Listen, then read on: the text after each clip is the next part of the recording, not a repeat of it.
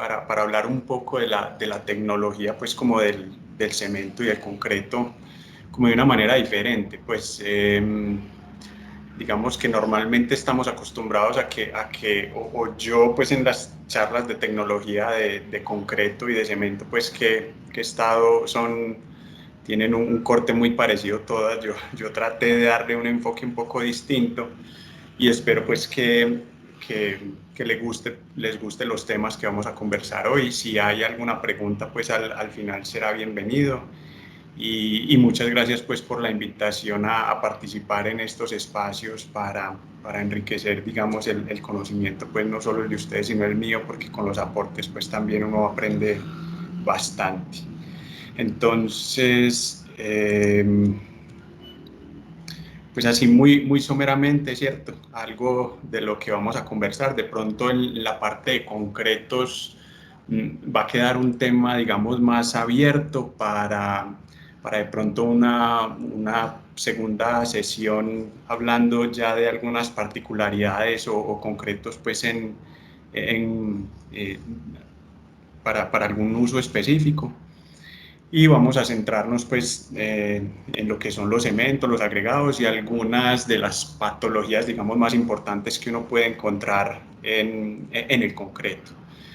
Entonces, para iniciar, pues a mí me gustaría hacer este breve resumen de lo que ha sido la evolución en la normativa de los cementos, porque en muchos de las especificaciones de proyectos, pues incluso encontramos todavía cementos especificados por la STMC 150.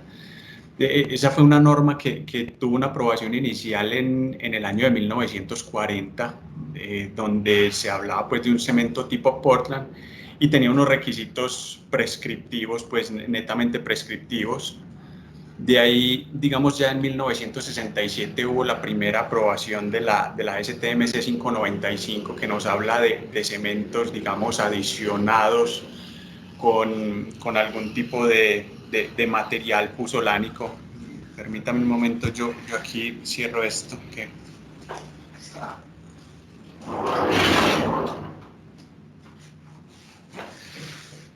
Bueno, y digamos que ahí se hace referencia a un tipo de cemento que es hidráulico adicionado, pues como el nombre de la misma norma pues lo tiene.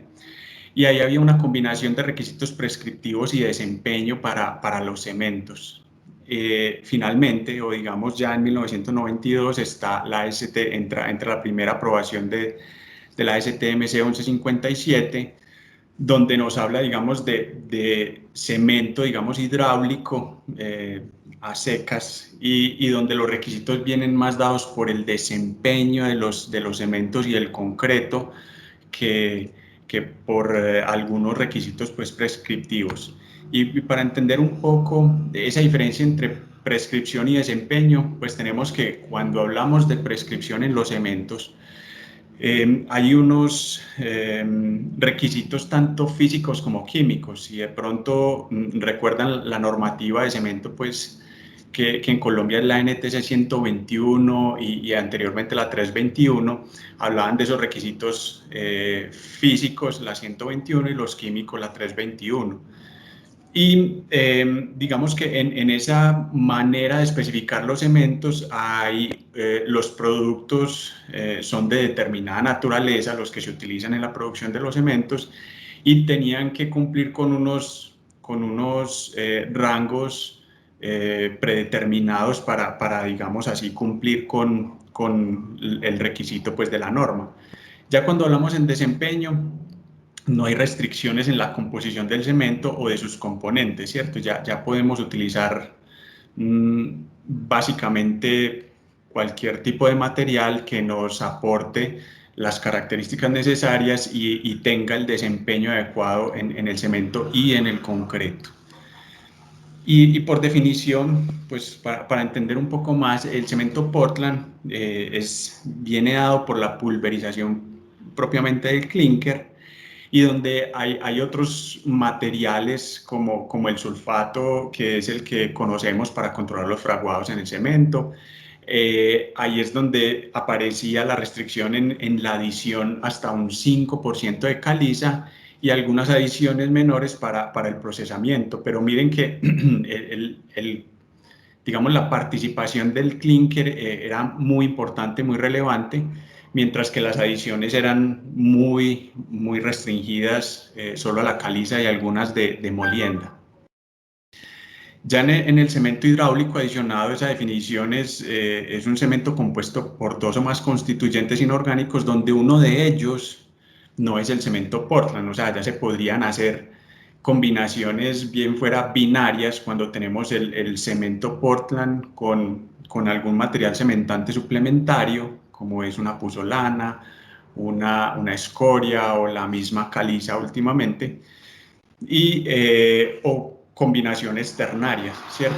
Donde ya tenemos clínker y puzolana más escoria o alguna de esas combinaciones, siguiendo, digamos, también unos rangos máximos en cuanto a ese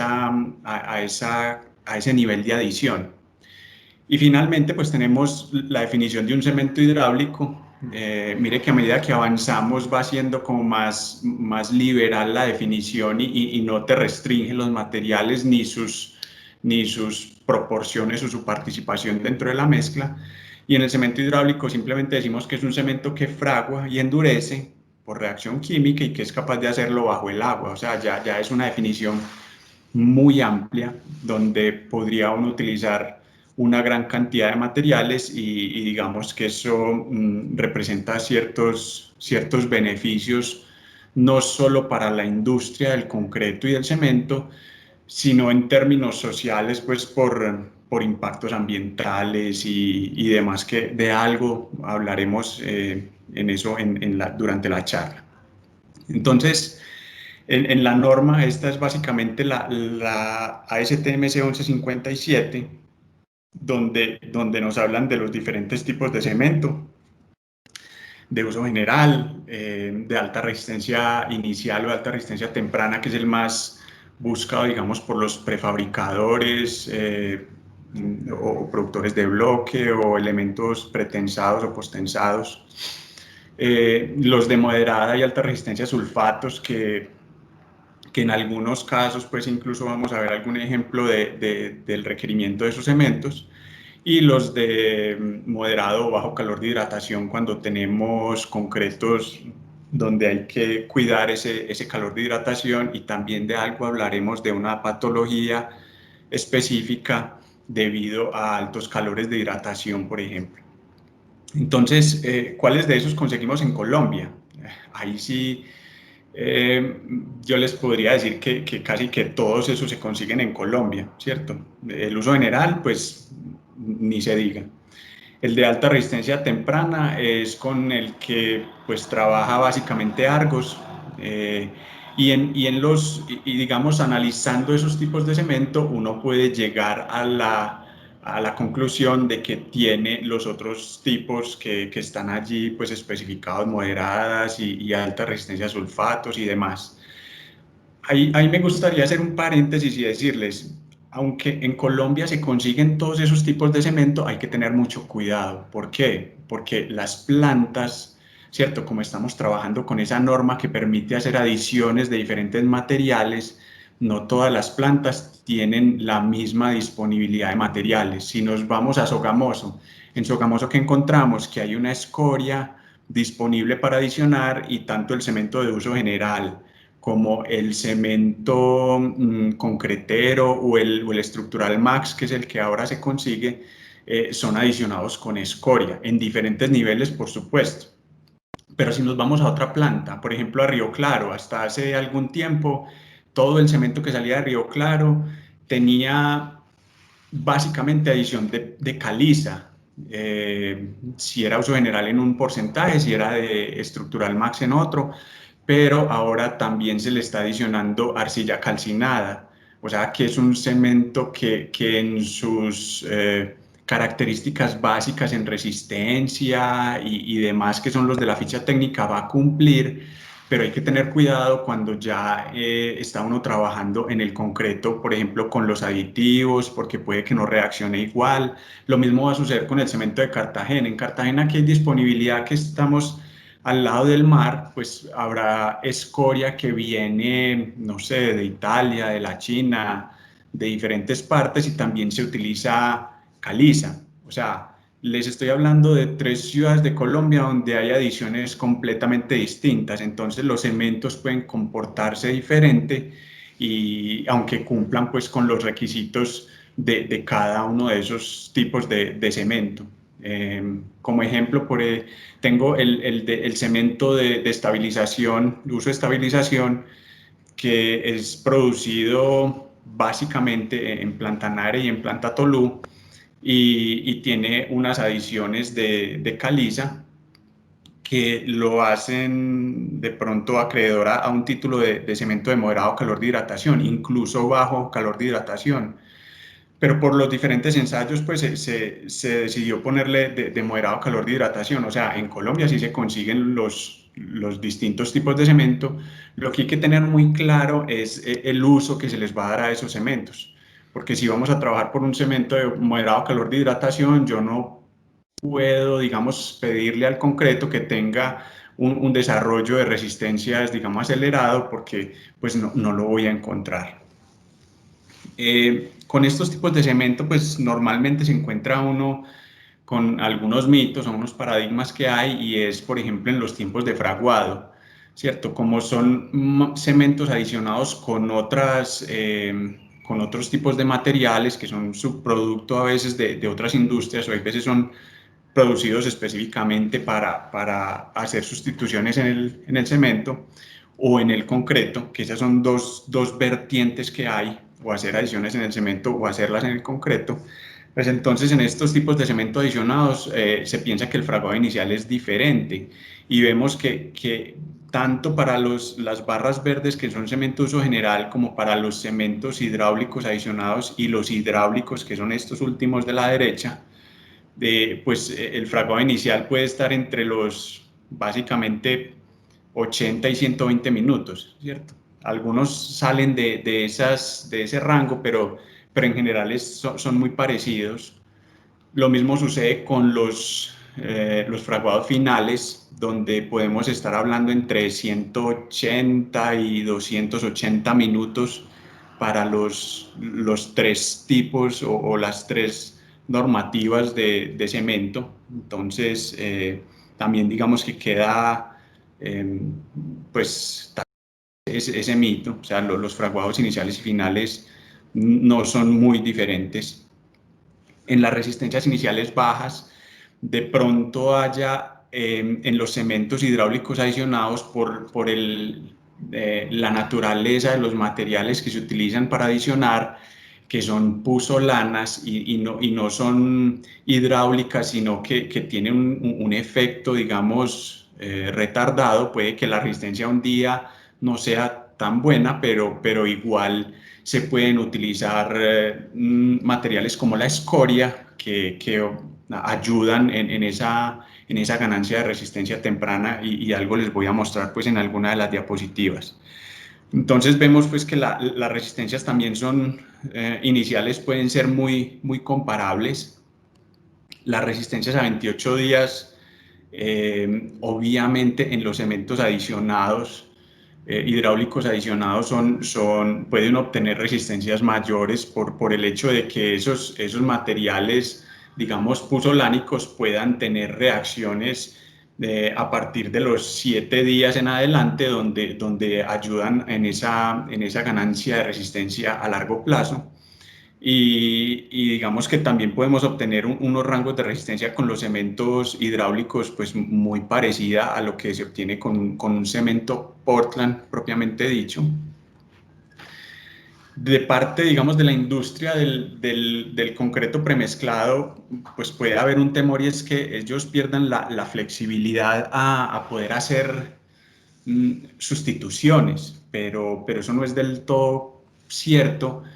Una vez que, por ejemplo, en ninguna de las plantas en Colombia se adiciona humo de sílice, y a veces se utiliza para disminuir la permeabilidad o lograr alguna característica pues, particular. La ceniza volante, pues nosotros en general los cementos no los adicionamos con ceniza volante. Lo que sí hemos hecho, por ejemplo, en Medellín, que conozco pues los casos, es que se adiciona el concreto con ceniza volante. A pesar de que en la planta de cemento ya tiene unas adiciones de caliza y posiblemente de arcilla calcinada, se le puede hacer una adición pues, o una sustitución de cemento por ceniza volante para concretos masivos, por ejemplo. Y como lo mencionaba, pues las arcillas calcinadas, porque hay algunas plantas que no producen en Colombia ese cemento. Entonces, dependiendo de las adiciones que tenga nuestro cemento, se podrán hacer otras sustituciones ya propiamente en la elaboración del concreto, que digamos que esas son las dos vertientes pues, que hay. La vertiente, digamos, europea, que utiliza unos cementos que ya son adicionados desde la planta, entonces uno consigue cementos adicionados con escoria, con mezclas ternarias, con una gran cantidad de materiales puzolánicos, ¿cierto? También consigue el cemento Portland, pero digamos que todas esas adiciones se hacen en planta de cemento, mientras que en Estados Unidos, pues por así decirlo, allá se prefiere más comprar el cemento Portland y hacer las adiciones en la producción del concreto propiamente dicho. Eso requiere pues logísticamente tiene unos retos de silos y de suministro y demás, pero digamos que esa ha sido la manera en la que los norteamericanos han trabajado pues las adiciones. Como les mencionaba, pues los beneficios no son solo pues a nivel de producción. Aquí vemos en algún estudio que hizo la profesora Karen Scribner de cómo era el factor clinker en 1990 y cómo era en 2011. Miren la reducción, ¿cierto? Aquí obviamente estábamos utilizando una gran cantidad de cementos tipo Portland, donde las adiciones eran relativamente bajas, solamente algunos cementos adicionados para proyectos especiales, mientras que ya en 2011 el factor clinker estaba por el orden pues, del 71%. Yo sé que muchas de las empresas cementeras, pues por sostenibilidad y además por la reducción de costos que eso les puede aportar, están buscando factores clinker de incluso del 60% o incluso menos, ¿cierto? Se ven en China cementos con factores clinker de puntos de 55% o 0.55, donde solamente el 55% es cemento Portland y el resto es materiales o llenantes o cementantes suplementarios. Aquí les muestro cómo se puede hacer sustituciones o algunos de los beneficios en reducciones de emisiones de carbono para diferentes tipos de concreto, ¿cierto? Concretos de 3.000 PSI, como es este caso, el de 5.000 PSI o un prefabricado incluso de 7.500 PSI, que ahí es donde tiene el mayor impacto. O sea, pasamos de un concreto producido con cemento Portland que emite 812 libras por yarda cúbica de concreto a básicamente la mitad. O sea, las emisiones, el impacto es bastante grande en reducción de emisiones de carbono y miren que esto, pues estamos hablando de la industria del prefabricado, con adiciones del 50%, por ejemplo, de escoria. Y en algunos otros casos, escoria o ceniza volante, donde también pues, se obtienen unas reducciones en esas emisiones del CO2. Visto, digamos, para otro tipo de concretos, digamos, unas resistencias no tan altas, pero más como en el rango de lo que normalmente se ve en nuestras construcciones, 21 o 24 megapascales, pues vemos que por el cambio de tener, por ejemplo, en 21 megapascales, 328 kilogramos de CO2 por metro cúbico de concreto, por la adición de ceniza pasamos a una menor emisión, o si es con, escoria, aquí ceniza, o una combinación de escoria y ceniza, pues bajamos esas emisiones de CO2 por metro cúbico de concreto. Entonces, no solamente se beneficia la industria del cemento y del concreto, sino también, pues, evidentemente la sociedad en general. Como algunas aplicaciones, pues mostrando proyectos digamos que de gran envergadura en Colombia, y que todos estos se han hecho con cementos de las diferentes zonas. Por ejemplo, este fue hecho con cemento de Cali, que tiene unas adiciones, y donde estaba en constante o en contacto permanente pues con el agua, y unos retos de bombeo, porque eran tuberías que había que bombear el concreto 400 metros, por ejemplo. Entonces Uno tiene que afirmar alguna cosa. O sea, pues esa... ¿dónde encuentra uno? Qué pena, de pronto podrían silenciar el micrófono ahí. Bueno, entonces vemos que con esos cementos pues también se logra pues unos concretos de características especiales importantes. Baja permeabilidad, se pedían un cierto nivel de coulombs en la permeabilidad de esos concretos.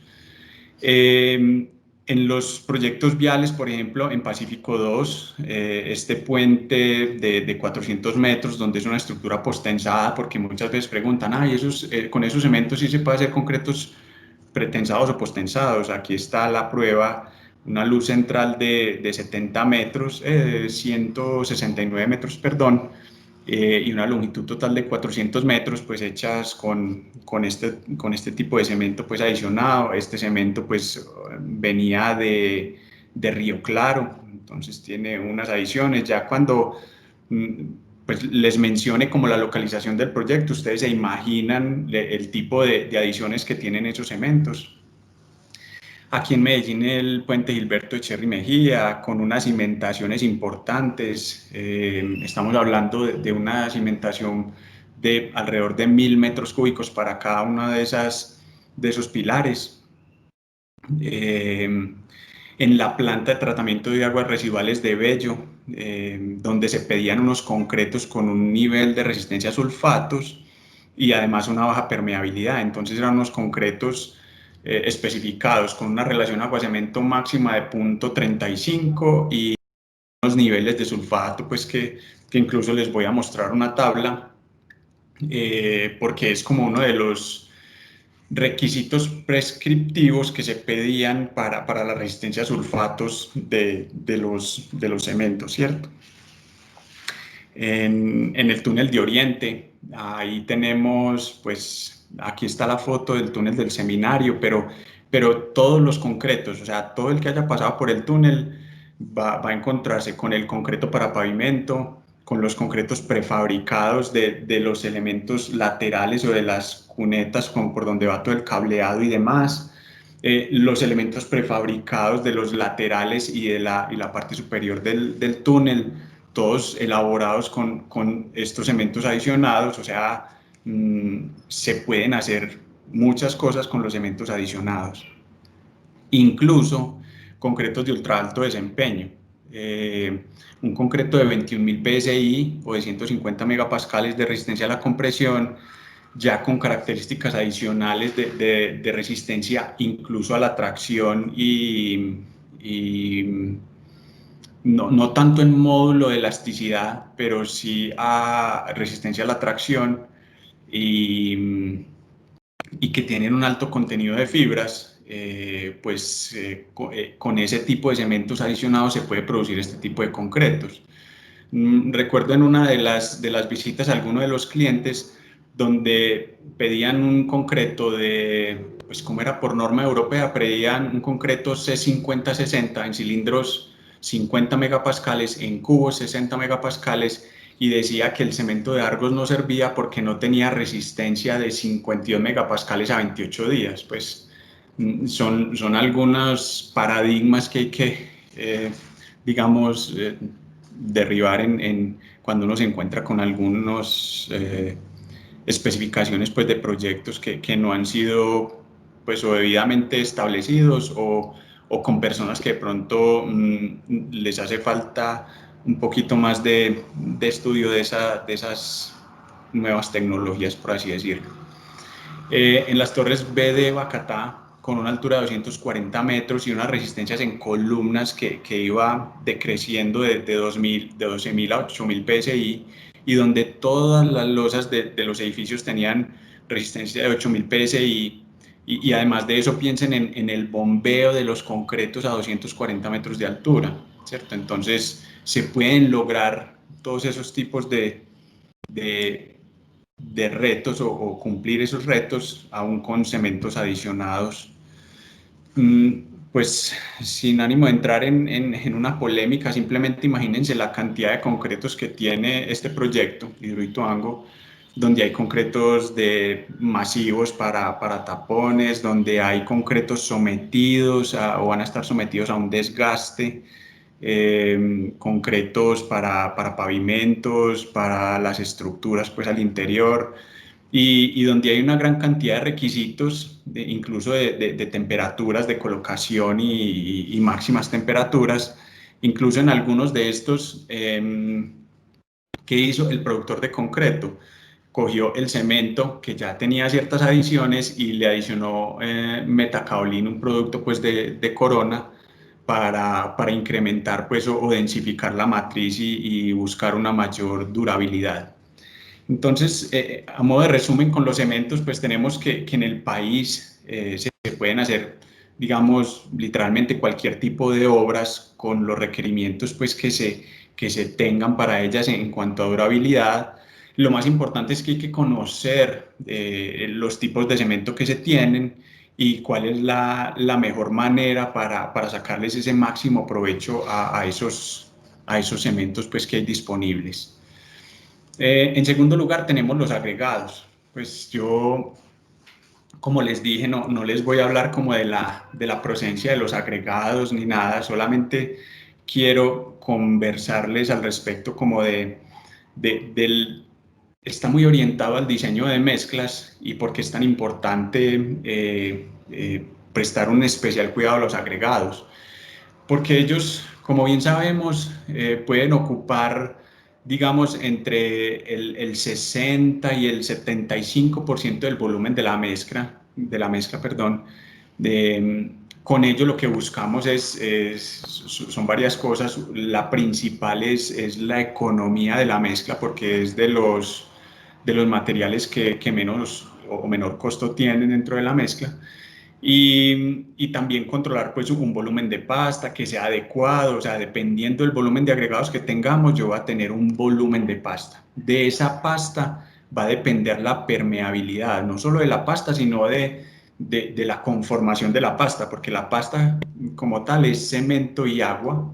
Entonces, o incluso si uno tiene un material muy fino, pues puede entrar dentro de esa definición de pasta. Entonces esa pasta va a definir lo que es la permeabilidad de los concretos.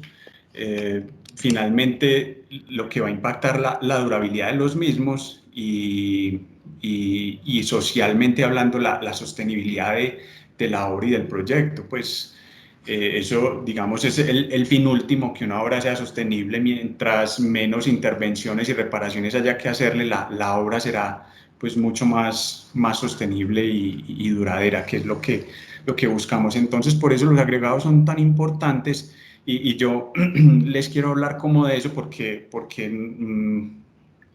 no es común. O sea, no he visto que hablen mucho de cómo se deben combinar los agregados o qué metodologías hay para lograr la mayor cantidad de agregados dentro de la mezcla y una menor cantidad de pasta. Entonces hay múltiples tipos, ¿cierto? Hay metodologías para combinar agregados, hay muchos. Digamos que estas son las que están buscando la menor cantidad de vacíos en los agregados, y tenemos que son los porcentajes retenidos acumulados elevados a una potencia de 0.45, donde pues resultan estas líneas en diagonal, y tenemos diferentes tipos de agregado, una gradación uniforme. Juan Sí, Diego, dime. ingeniero, discúlpeme un segundo, yo lo interrumpo, pero por alguna razón dejó de compartir la pantalla, entonces veo que está haciendo como acotaciones sobre Sí, alguna claro. gráfica. Qué pena yo. ¿Quién sabe qué le pasó a esto?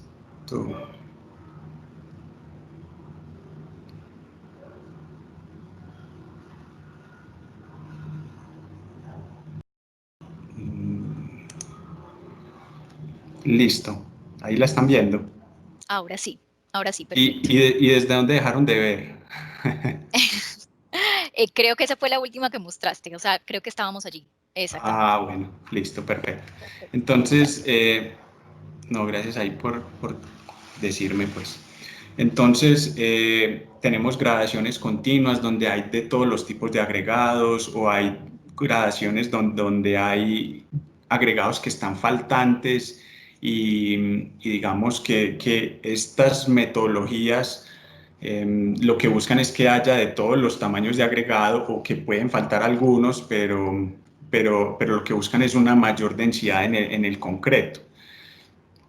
Este es otro tipo, o son otros tipos de combinaciones, o de evaluar la combinación de los agregados, ¿cierto? La curva o la gráfica del factor ¿cómo se traduce eso al español? De grosura o de grosor de las partículas, pues, ¿cierto? Que está relacionado con la gradación del agregado y también la trabajabilidad de los concretos, o incluso este tipo de combinación de agregados que después de haberlos ya combinado, yo los someto, digamos, a una evaluación con los porcentajes individuales retenidos, y que debería estar, digamos, dentro de los límites que presenta la gráfica.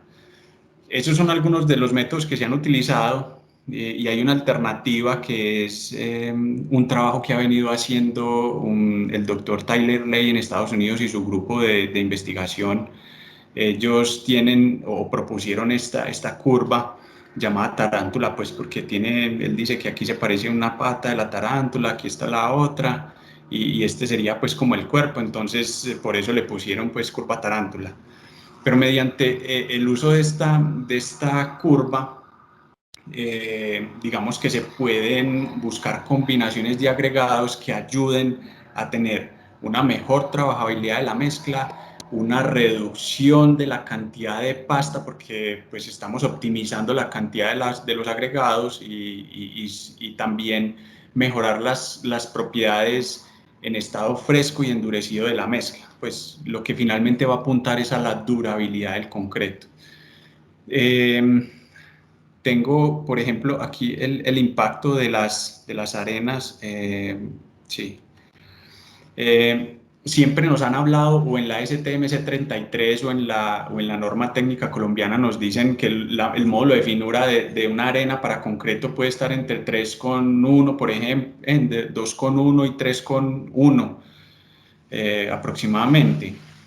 Pero miren, pues es muy difícil definir una arena, dado que estas tres granulometrías de arena tienen el mismo módulo de finura.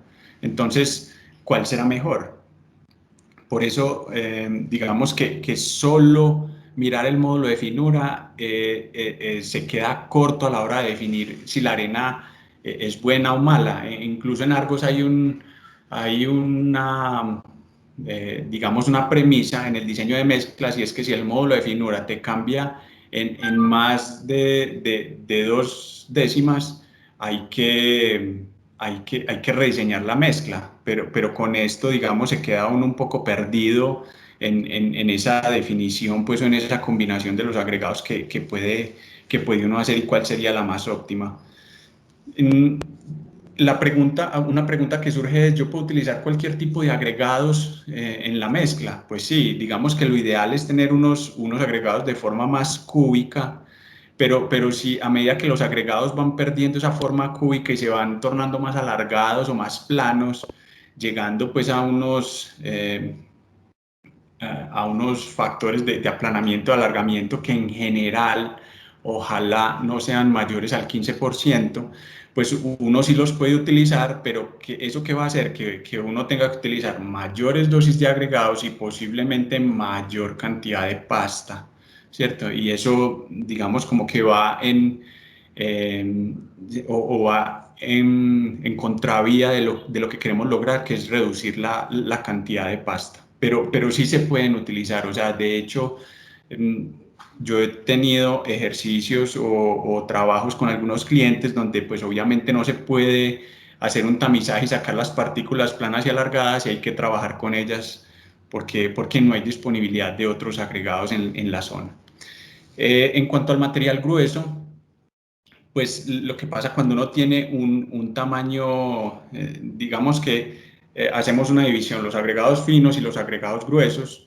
Estos, aquí estamos hablando de la parte gruesa, entonces se habla de un grueso en la parte gruesa y un intermedio en la parte gruesa, que sería, digamos, hablar aquí entre 3/8 y 3/4 los intermedios y a partir de 3/4 el grueso. En el agregado grueso, por así decirlo. Entonces, yo tengo mucho agregado grueso mayor a 3/4, pues voy a tener un comportamiento, ¿cierto? Se va a ver la mezcla más áspera, menor cantidad de pasta, mientras que si tengo una presencia de agregados de 3/8 a 3/4, pues digamos voy a aumentar un poco la cohesividad de esa mezcla y por eso no tiene tan buen asentamiento. Pero si yo busco un balance entre esos, pues voy a tener un mejor comportamiento de la mezcla.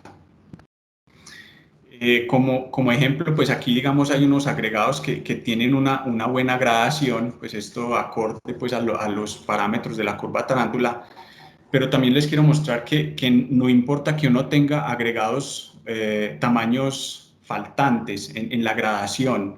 Aquí, por ejemplo, esta curva que es como rosada, nos está mostrando que hay ausencia de 3/8 y aún así la mezcla se comporta bien y con, digamos, con la línea azul representamos unos agregados que tienen ausencia total de 3/8 y de media. O sea, yo puedo tener agregados que no tengan participación de algunos de los tamaños y aún así la mezcla se puede comportar bien. O sea, yo no puedo descartar una mezcla porque no más porque le falte tamaños en algún tipo de las mallas. Y en cuanto a la participación pues de la arena, si yo tengo una cantidad excesiva de arena en la mezcla, pues lo que estoy fomentando es una mezcla más cohesiva. Por el otro lado, si no tengo arena, digamos que va a haber falta de esa cohesividad. Lo que busco es una cantidad, digamos, apropiada para tener la cohesividad adecuada y que ese concreto se deje colocar, que se deje bombear, ¿cierto? Y que no haya una segregación de las partículas. Ellos pues hicieron un análisis muy grande con el estado de Minnesota. Ellos evaluaron las granulometrías que utilizaban los constructores de las vías, ¿cierto? Entre 1996 y 98 y encontraron pues que muchos estaban por fuera de la curva tarántula, mientras que ya en 2009 el 87% de las mezclas se acomodaba o estaba dentro de los límites o cumpliendo con los requisitos pues que allí se indican para la combinación de los agregados.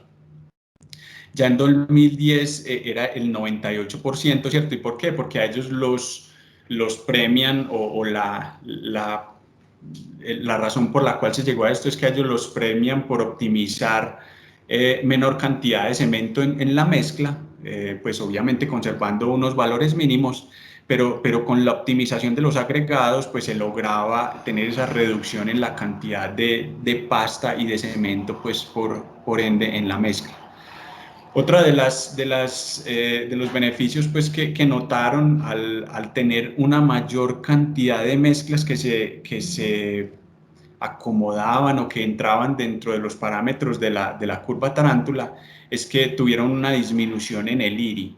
aquí pues sí les voy a confesar, es que no hay unas unidades explícitas para esto. Yo supongo que son pulgadas por milla y que si uno hace la conversión, ¿cierto? Cambió un IRI de 1.27 metros por kilómetro a tener 0.95 metros por kilómetro, pues en los pavimentos evaluados pues en esas fechas y con esa mejora en la granulometría o la composición granulométrica de la mezcla.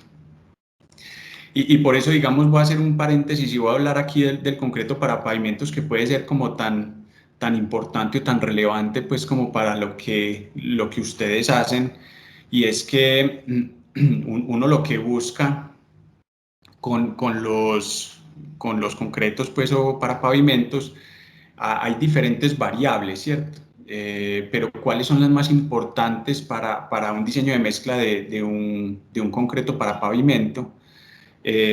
Pues uno se encuentra todavía con definiciones o especificaciones que hablan de la resistencia a la compresión, se habla de la resistencia a la flexión, perdón, el tipo de agregado utilizando, en algunas ocasiones la participación de los agregados, el contenido de agua, pero yo creo que la cantidad de pasta y su composición prácticamente está englobando las demás. O sea, si yo conozco la cantidad de pasta y su composición, yo puedo inferir más o menos una resistencia a la compresión, ¿cierto? Que está ligada a una resistencia a la flexión, y también la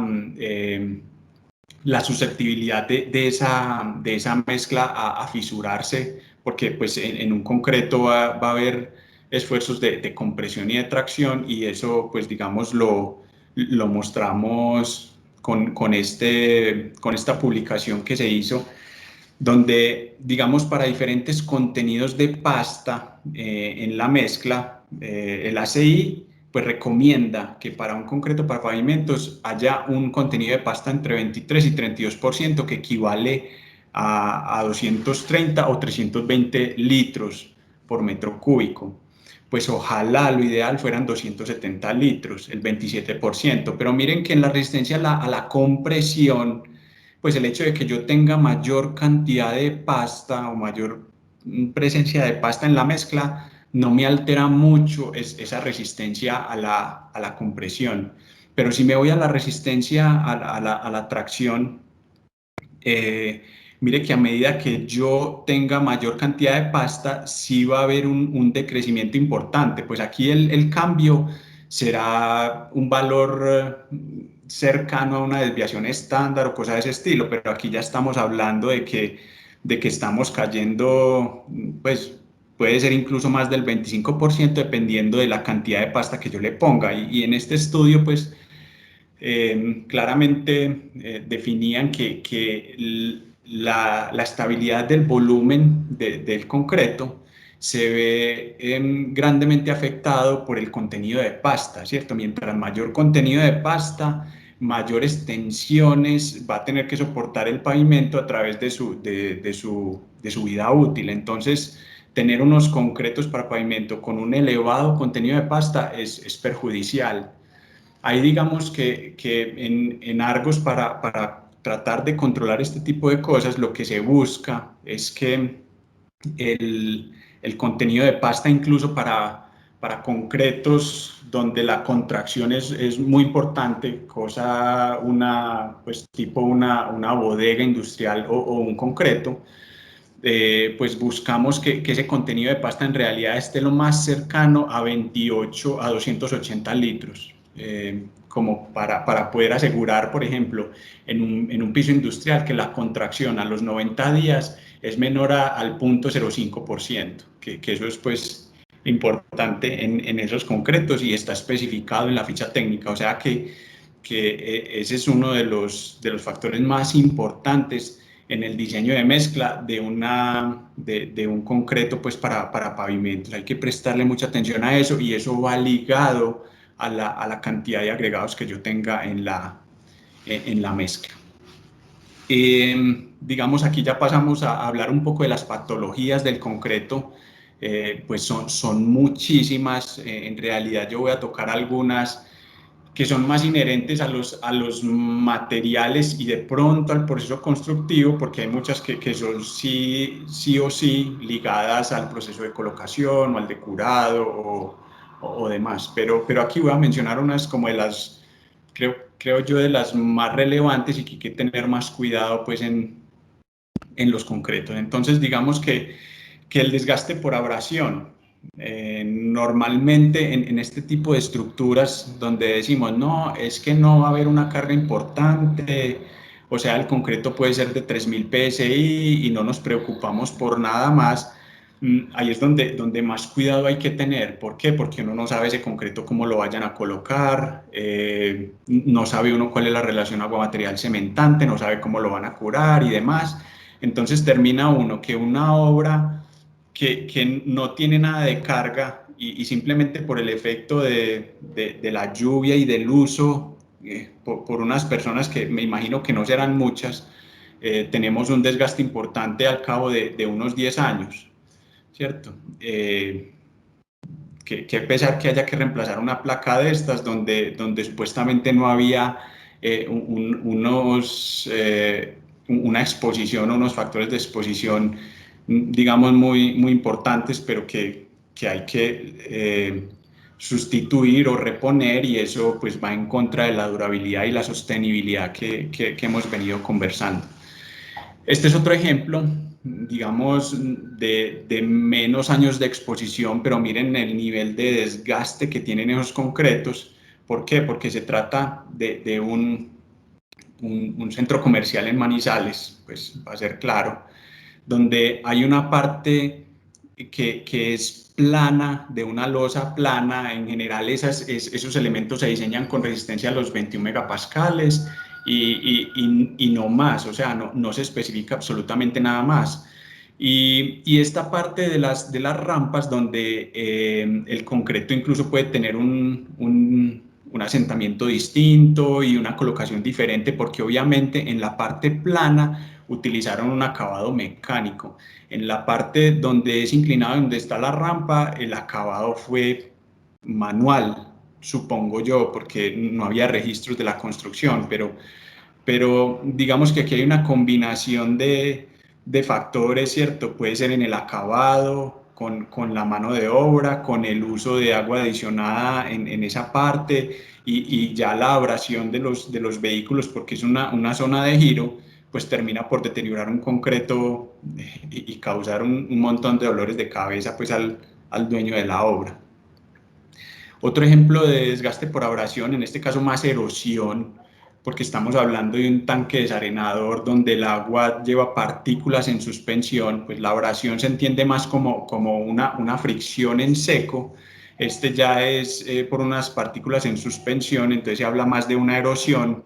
Este es un tanque desarenador y ustedes, no sé, pues la pregunta siempre que llega uno a una de estas fotos o estas imágenes, ¿cuánto creen ustedes que pasó de tiempo para lograr este deterioro en el concreto? Entonces, algunos hablan de años, ¿cierto? De 5 años, 10 años. Pues yo lo sorprendo diciéndole que esto fue en cuestión de meses que se llegó a ese desgaste. ¿Por qué? Por deficiencias en varias de las cosas, en la especificación, en la colocación, seguramente pues en el curado. Y según la NTC 5551, pues hay unas categorías de exposición dentro de las cuales está el desgaste y mire lo que nos pide, o sea, una relación agua-material cementante máxima de 0.5, una resistencia de 28 megapascales y un contenido mínimo de material cementante de 200 kilos por metro cúbico. Pues eso, digamos, el desgaste por fricción, pienso yo. Cuando ya estamos hablando por erosión, yo creo que tiene que ir uno más allá, ¿cierto? Tiene que tener una reserva en ambos de estos parámetros, tanto en la resistencia como en la relación agua-cemento o agua-material cementante. ¿Y cuáles son las variables que son más determinantes para hacer un concreto más o menos susceptible a la abrasión. Entonces alguien diría, ah, no, la resistencia a la compresión, pues que es lo que en general uno piensa. No, la relación agua-material cementante, que de alguna manera está relacionada con la resistencia a la compresión. Y pues finalmente uno diría la cantidad de cementante, pues por los requisitos que tiene la norma técnica colombiana. Pero en realidad el parámetro más importante, pues que pienso yo, según lo que he estudiado y leído, el parámetro más importante es este, el método de acabado superficial. O sea, va a ser una diferencia impresionante entre acabar un concreto con un método mecánico y un método manual cuando se somete ese concreto al desgaste o a la abrasión. En segundo lugar está el curado. El curado también va a jugar un papel importantísimo en esa resistencia de los concretos al desgaste. En tercer lugar estarían los agregados, ¿cierto? Porque dependiendo de la dureza y la resistencia al desgaste que tengan, también van a jugar un factor importante, porque el desgaste comienza con el desprendimiento de las partículas superficiales y cuando éstas entran en roce con las que quedan, ahí es donde digamos, se exacerba o se incrementa la abrasión, el desgaste. En siguiente lugar está la relación agua-material cementante que está ligada a la resistencia a la compresión y si utilizamos materiales cementantes suplementarios o no, porque eso va a ayudar a densificar la zona de transición entre el agregado y la pasta y eso le va a dar una mayor resistencia a los concretos al desgaste. Entonces, es otro factor de los que son determinantes, pero en ese, digamos, como en ese orden de preponderancia, pues al momento de lo que se refiere al desgaste, ya pues yo les dije cuál es el mejor, ¿cierto? Pero ¿cuánto creen ustedes que mejora la resistencia al desgaste de un concreto acabado por medios mecánicos y un concreto acabado con medios manuales? Imagínense un valor, anótenlo y digamos que esta sería la respuesta. O sea, un concreto se va a comportar 3 veces mejor si yo lo acabo con medios mecánicos que acabado por medios manuales. O sea, que es un si yo tengo un concreto de una resistencia, imagínense solo eso, ¿cierto? Si yo tengo un concreto de una determinada resistencia, no va a ser lo mismo acabarlo de una forma o de la otra, pero si yo le incremento a ese concreto 3 veces más la resistencia al desgaste, pues estoy pues, más tranquilo con el uso y la sostenibilidad de esa estructura. En cuanto al curado, pues la diferencia o la comparación es cómo se comporta eso frente a la abrasión, si yo curo solo un día o si curo 7 días. Y la respuesta es que se comporta 2 veces mejor si yo curo 7 días en vez de 1. Entonces ahí como en mayúscula, ¿cierto? Y como siguiendo las reglas de la netiqueta, si lo escribo en mayúscula es como si le estuviera gritando, o sea, cure el concreto, porque eso le va a ayudar a la resistencia a la abrasión. Pasando ya, digamos, como a la parte de la reactividad de agregados, ya no solo por desgaste, pues allá habrán un montón de patologías, pues que son fisuras en estado plástico, fisuras en estado endurecido, pero digamos que no me centré en esas, sino en las que vienen propiamente, pues como de los materiales del concreto o en su interacción con el medio, sin mencionar pues las fuerzas externas a las que estaría sometido. Pues tenemos cada vez más el tema de los agregados reactivos. O sea, antes puede que uno pudiera tener mayor disponibilidad de agregados y podía seleccionar, ¿cierto? Pero vamos decreciendo esas fuentes de agregados o que son cada vez más lejanas y de pronto nos encontramos cada vez más con agregados reactivos, ¿cierto? Entonces hay reactividad álcali-carbonato, que no es tan común porque se necesita una roca de una composición muy específica para producir esa reacción, pero la que sí es más común es la reactividad alcali-sílice. Esas son agregados de origen silíceo, por ejemplo, una dolomita o de ese estilo que tiene una sílice que puede entrar en reacción con los álcalis del cemento o de los otros componentes y lograr una expansión y una disrupción de la matriz de concreto. Eso pues, uno dice que esos casos se presentan porque uno ve las fotos comúnmente de Canadá, de Estados Unidos, de unas presas en Europa, pero en realidad en Colombia también hay casos. Lo que pasa es que los dueños y los constructores, pues obviamente por cuestiones de reputación no están exponiendo esos casos. Pero para que se dé, digamos, este tipo de reactividad hay unas condiciones mínimas que se deben de dar, y es que tener unos agregados claramente reactivos que hay que evaluar mediante unos ensayos, que haya una suficiente alcalinidad, o sea, que el cemento o los componentes del concreto aporten esos álcalis porque pueden estar en los agregados o demás, y que haya una suficiente humedad. O sea, si alguna de esas tres está ausente, la reactividad alcalicílice no se da. Entonces, por ejemplo, por eso en algunas estructuras que pudieron haber sido construidas con agregados que eran reactivos, no hay suficiente humedad. Un edificio, por ejemplo, al interior, donde las columnas son recubiertas y las losas tienen unos acabados en la parte en la parte superior, y por debajo tiene un drywall, entonces no hay una humedad suficiente para que se desarrolle esa reactividad.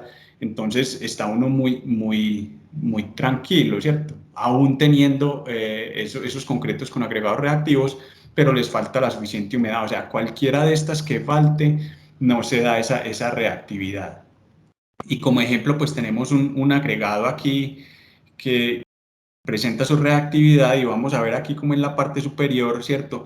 Se está produciendo un gel que se va expandiendo, tiene una fuerza impresionante, se va expandiendo y hasta que termina por hacer una disrupción total de la matriz de concreto.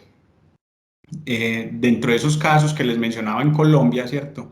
Esto es uno de ellos. Ahí vemos un agregado, y no solamente el agregado que ya se está convirtiendo en gel, sino que está afectando la zona aledaña al agregado. Esto fue un concreto producido con unos ciertos, una tipología de agregado que se le hacía unos análisis de reactividad y en análisis petrográficos, pero que solamente un porcentaje muy bajo de las partículas presentaban este tipo de reacción o de contenido de sílice reactiva. Porque miren, por ejemplo, un agregado aquí al lado de este otro que no tiene la misma reacción, ¿cierto? Y este otro, o sea, fue un porcentaje menor, pero aún así está haciendo sus daños. Entonces mire cómo afecta aquí el gel, se está diseminando como por toda la pasta. Ya si vemos como la parte que salió, vemos la misma composición, ¿cierto? O el cambio a gel de ese agregado.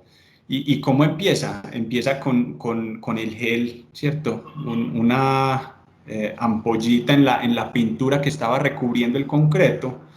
Lo que pasa es que la estructura al interior contenía cierta humedad, y entonces por eso digamos que se dieron las condiciones necesarias para que se presentara la reactividad. Entonces miren cómo va saliendo el gel,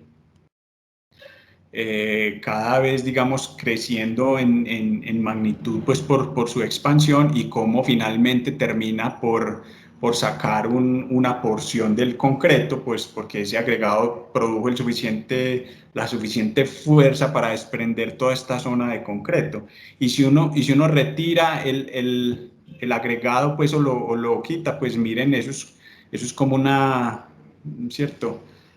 Un gel, una gelatina, se vuelve fácilmente, pues, o se vuelve muy débil, pero esa expansión es altamente dañina para los concretos.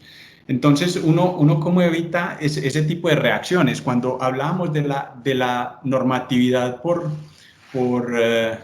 prescripción y no por desempeño, teníamos cementos bajos en álcalis. Se cogían los ¿cierto? El sodio y el potasio, y se calculaban unos álcalis equivalentes, y se decía, no, si los álcalis son menores a 0.6, estamos tranquilos, pero en realidad eso no es así. ¿Por qué? Porque el concreto puede tener una carga de álcalis dependiendo de la cantidad de cemento que tenga la mezcla. Entonces no es lo mismo una mezcla que tenga 300 kilos de cemento a una que tenga 400, 450 o más.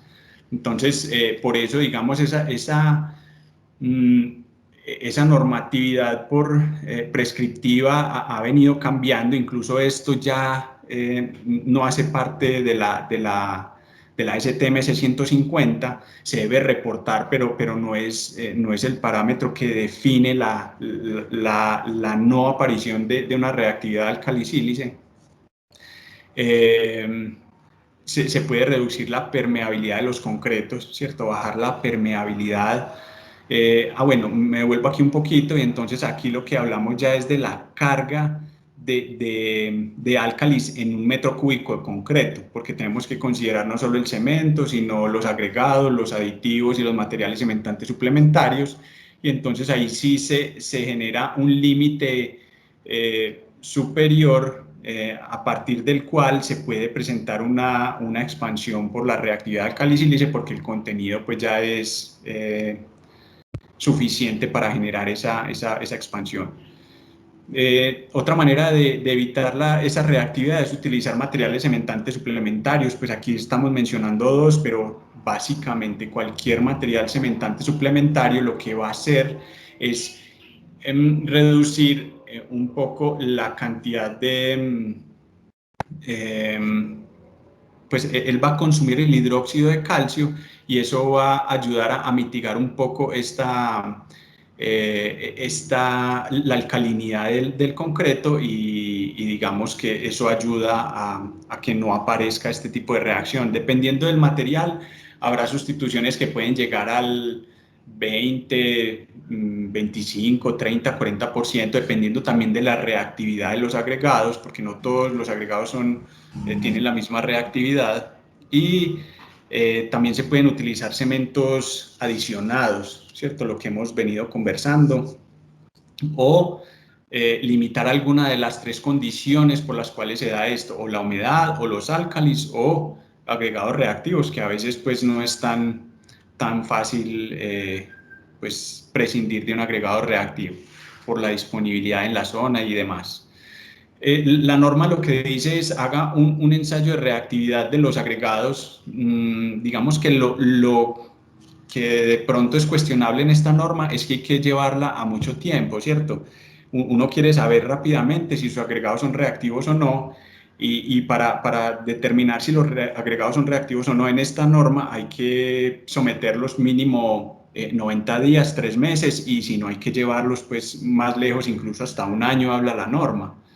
Y por eso hay otros métodos como el ASTM C1260, que tan solo se toma 16 días. Este ensayo se hace a 38 grados, este ensayo de la 227, pero el de la 1260 se hace a 80 grados. Entonces es más agresivo y digamos produce resultados más rápidos en 16 días. Y lo que dice el resultado de este ensayo es si los agregados son inocuos o son deletéreos, si superan un valor, o si están, digamos, en un intermedio entre esos dos valores, que son los de referencia, pues lo que le dice es, no se sabe, o sea, hay una incertidumbre grande, vaya y evalúelos por medio de la ASTMC 1293, que es propiamente en prismas de concreto. O sea, hay formas de saber si el agregado es reactivo o no y con qué material cementante suplementario yo puedo trabajar para mitigar esa reactividad, que es lo que haría uno en esta norma 1293 o en esta 1567. Otro de los ataques puede ser por la presencia de sulfatos, pues pueden haber sulfatos en el suelo o en aguas residuales, ¿cierto? Como hablábamos de la planta de tratamiento de Bello, o incluso pues en el agua de mar, aunque vamos a mirar un poquito al respecto de eso. Entonces hay que tratar de mitigar eso.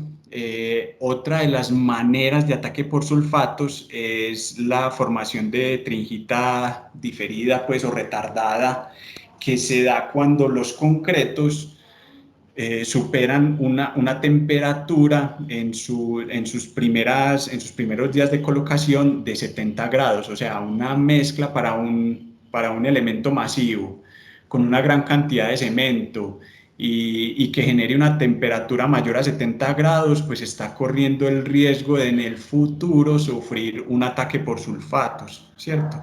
Claro que para eso se tiene que dar estas condiciones de humedad relativa, dicen que mínimo por 2 años, para lograr que haya una reconfiguración ahí de los sulfatos y haya lugar a una expansión, que es lo que está sucediendo aquí al borde de los agregados o en la periferia de los agregados, y que termina por también hacer una disrupción de la masa de concreto. Entonces es otra variable, otra forma del ataque por sulfatos que hay que tener cuidado en concretos masivos, de controlar la temperatura máxima a la cual van a llegar. ¿Cómo se evita? Pues en los cementos, pues cuando se hablaba también de prescripción, se hablaba de un C3A, un cierto contenido de C3A. Entonces, los cementos de alta resistencia a sulfatos eran los que tenían un C3A menor de 5, y los que tenían un C3A entre 5 y 8 eran considerados como cementos de moderada resistencia a sulfatos. Pero las normas han cambiado, como hemos visto, y ya lo que se hace es un análisis por desempeño y no por prescripción, porque pues puede que esto no sea lo mejor, ¿cierto? También se puede reducir la permeabilidad en los concretos, usar materiales cementantes suplementarios de diferente índole, o usar cementos adicionados. Y como muestra les traigo, ¿cierto?, unos resultados de análisis de un mismo cemento, el cemento que se entregó para la planta de tratamiento de aguas residuales de Bello, que también hay que revisar con mucho detenimiento. ¿Por qué? Porque las fases calculadas por Bogué fueron, digamos, básicamente concebidas para cementos tipo Portland. Cuando se utilizan adiciones hay que empezar a hacer una serie de correcciones, y aún así con las correcciones yo no obtengo el valor, digamos, muy preciso de la cantidad de C3A o de esa fase en el cemento. Entonces lo mejor es hacer ensayos de DRX. Miren que mientras se hace un cálculo de las fases por Bogué, el C3A era en un mes en el promedio 5,3, mientras el DRX arrojaba en promedio 3,5. O sea, es una diferencia importante, y aún así se hayan corregido estas fases por las adiciones que se utilizaban. Entonces tiene uno que detenerse un poquito más cuando es el análisis de esos parámetros. ¿Cómo se hace la evaluación de los ataques por sulfato, ¿cierto? Se mide una expansión en barras, y se mide pues a 6 meses o a 1 año. Entonces estos ensayos sí los tiene normalmente el productor de cemento, porque ellos van haciendo se produce cemento y hacen 2, 3, 4 ensayos al año para mostrar que su cemento no tiene efectos, pues, o se comporta bien cuando hay presencia de sulfatos, bien sea pues en el medio o en el concreto, pues ya propiamente. Y cómo el uso de materiales cementantes suplementarios logra reducir la expansión por sulfatos a niveles tolerables, cuando se hacen pues este tipo de sustituciones por escoria, en este caso, ¿cierto? 15, 25, 35, 50%. Eso va a depender del tipo de escoria, porque no todas las escorias son iguales, pero bueno, digamos que se puede ayudar uno con el uso de estos materiales cementantes suplementarios. En cuanto a la corrosión del refuerzo, pues no solo se da por el contacto con agua con cloruros, ¿cierto?, el agua de mar, sino también pues por la carbonatación. Lo que pasa es que la velocidad de estos procesos es bien diferente, ¿cierto? La carbonatación es mucho más lenta que el ataque por cloruros, y digamos que ahí hay una pregunta pues que a mí me gusta hacer, y es: ¿cuál es el cemento indicado para estructuras en contacto con el agua de mar? Entonces, la respuesta más común que uno obtiene es el cemento tipo 5 en la STMS 150, que es de alta resistencia a sulfatos. Pero entonces yo los invito a pensar en lo siguiente, ¿cierto? ¿Cuál es la composición del agua de mar en términos de sales allí disueltas? Entonces yo tengo un cloro que representa más o menos el 55% y el sulfato solo representa un 8%. Entonces, especificar cemento con alta resistencia a sulfatos me va a ayudar a atender el ataque por cloruros. Ahí, cierto, empieza uno a patinar y resultan investigaciones como estas, donde dependiendo del contenido de C3A o de sulfatos en los cementos, a mayor contenido de C3A, hay una mayor adherencia de los cloruros en la cara del concreto. Entonces, no especificar un cemento de alta resistencia a sulfatos es un C3 bajito, y eso es contraproducente cuando yo tengo estructuras que están en contacto con agua de mar o con cloruros. Lo mejor es especificar un cemento de mediano contenido o de alto contenido de C3A, ¿cierto? Para que me ayude a adherir esos cloruros en la cara de los concretos y que ellos no viajen al interior de la estructura. Esto, digamos, es como representando, digámoslo así, un elemento de concreto donde está fuera la cara que está en contacto con el agua con cloruros, y donde la concentración pues obviamente en esa cara va a ser mayor que al interior, y si yo tengo el refuerzo a una cierta distancia de la cara, por ejemplo a 40 milímetros, pues la concentración va a ser muy diferente al que hay en la cara. Incluso si la tengo a 50 milímetros, a 5 centímetros de profundidad, ¿cierto? Y para que se dé la corrosión, lo que se necesita es que haya un nivel mínimo de contenido de cloruros en el lugar donde está la barra. O sea, si yo reduzco la permeabilidad, si yo utilizo cementos de alto contenido de C3A, voy a estar yendo en pro de la durabilidad de la estructura, ¿cierto? Como para acabar con ese mito de que hay que especificar cemento tipo 5 o de alta resistencia a sulfatos para estructuras que están en contacto con el agua de mar. Entonces, ¿cómo se evita esa corrosión? Hay que reducir la permeabilidad, ¿cierto? Utilizar materiales cementantes suplementarios. La escoria es muy buena en ese aspecto, porque ayuda a fijar los cloruros por unos compuestos que forma, que son la sal de Friedel y hay otra sal que se forma, que en este momento se me escapa el nombre, la hidrotalcita, y ellos adhieren los cloruros y no se disuelven. Entonces, como que los capturan y no pueden ingresar al interior pues, del concreto o ir muy profundo.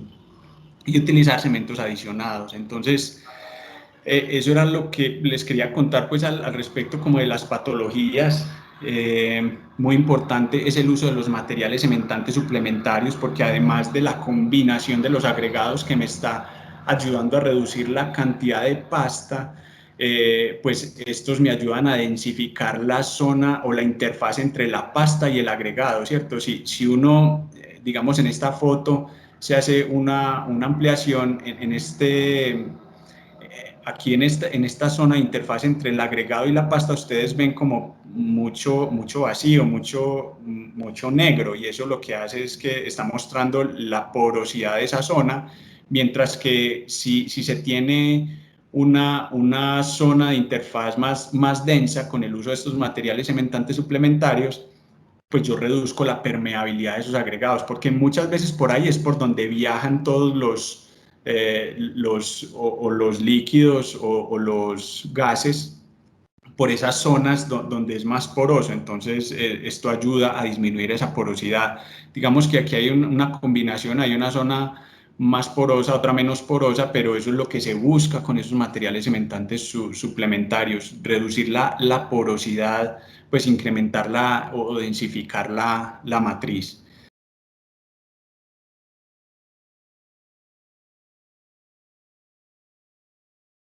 Como para finalizar aquí, hablando de lo que es la durabilidad, o sea, buscar una menor permeabilidad es equivalente a tener una mayor durabilidad, ¿cierto? Y mejorar la sostenibilidad de las estructuras, y yo lo puedo lograr pues como de esas maneras que hemos ido mencionando a lo largo de toda la presentación, ¿cierto? Disminuir contenidos de pasta, disminuir contenido de agua en los concretos, hacer una mejor combinación de los agregados, materiales cementantes suplementarios, y cementos adicionados.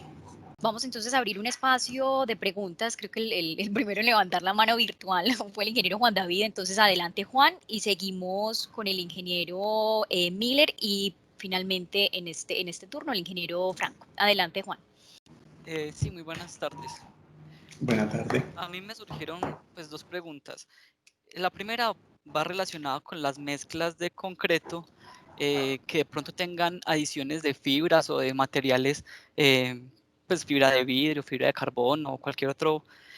¿Cómo se comportan los cementos adicionados con esas fibras? O sea, si hay una buena cohesión o buena reacción ante esos elementos. Bueno, ahí digamos que esas fibras muchas veces lo que funcionan es como por un anclaje mecánico, ¿cierto? Entonces va a depender mucho de la relación de aspecto, la longitud y el diámetro que tengan. Entonces, pues en general ellos funcionan igual, o sea, uno con cementos adicionados puede trabajar cualquier tipo de fibras, fibra plástica, fibra metálica, fibra sintética, macrofibra, microfibra. De hecho, esos concretos de ultra alto desempeño que viste son reforzados con microfibra metálica.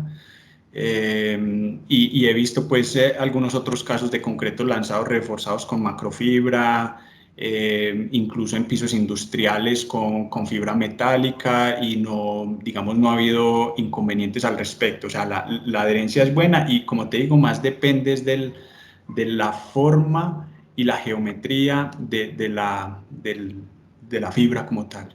Cuando hablamos del tema de desgaste por abrasión, pues entendí que uno puede tener una misma mezcla de concreto que resista más la abrasión, aunque su F'C o su resistencia a la compresión simple sea más baja. O sea, como que la relación no es tan directa. Pues lo que pasa es que uno podría tener una mezcla, digamos, pues por dar números, de 35 megapascales de resistencia a la compresión, pero los procesos de acabado y curado no fueron buenos. Y si lo comparo con una mezcla, por ejemplo, de 28 megapascales, donde esos procesos fueron bien hechos, puede que tenga más resistencia al desgaste. Esa mezcla de 28 megapascales bien curada y bien terminada, en comparación con la otra que no lo fue tanto, aunque tenga mayor resistencia. Eso puede llegar a darse. Bueno, el ingeniero Miller. Gracias, Vanessa. Buenas tardes. Buenas tardes, ingeniero. Yo tengo una pregunta, una inquietud. Resulta que los concretos, todos los concretos, según las normas, siempre o más o menos a los 7 días está cumpliendo la resistencia del 70%, ¿sí? Y a los 28 días se supone que ya está en el 100% su resistencia. Pero hay concretos, digamos, que a los 7 días no están cumpliendo o muchas veces ya cumplen la resistencia. Entonces, digamos, el concreto que no cumple, digamos, a los 7 días el 70%, ¿qué tiempo uno diría, oiga, mira, este concreto sí llegó a su resistencia? O sea, para decir uno sí cumple el concreto con su resistencia o hay que esperar, o no sé cómo hacen ustedes para, digamos, en este. Bueno, perfecto. Mira, yo te cuento más o menos. O sea, en términos generales, eso dependería mucho del tipo de cemento. O sea, si yo tengo un cemento tipo Portland o uno adicionado con bajos niveles de adición, y dependiendo de la adición, yo puedo esperar que él tenga esa evolución de resistencias tempranas. Pero si tengo, por ejemplo, un cemento adicionado con una escoria que es del 70% de escoria, esas resistencias tempranas puede que no evolucionen. Entonces lo mejor que podría hacer sería tener un histórico de evolución de resistencias para decir, vea, a los 7 días efectivamente yo voy a tener una resistencia menor del 70%, pero a los 28 días con seguridad voy a tener una resistencia mayor que la que tendría con un cemento sin adiciones. Entonces, si uno tiene esa caracterización previa y el resultado está, digamos, acorde a esa caracterización, yo estaría tranquilo. Eso por un lado, pero ya viniéndonos como al caso colombiano, donde esas adiciones pues difícilmente se encuentran, igual uno tiene una caracterización en la que las mezclas, como tú bien lo dices, 1 a 3 días puede esperar 50, 55%, a 7 días 70 o 75%, según su diseño de mezcla y sus controles, y a 28 días pues esperaría el 100%. Uno se empieza a preocupar si tiene la mezcla caracterizada y a los 7 días no llega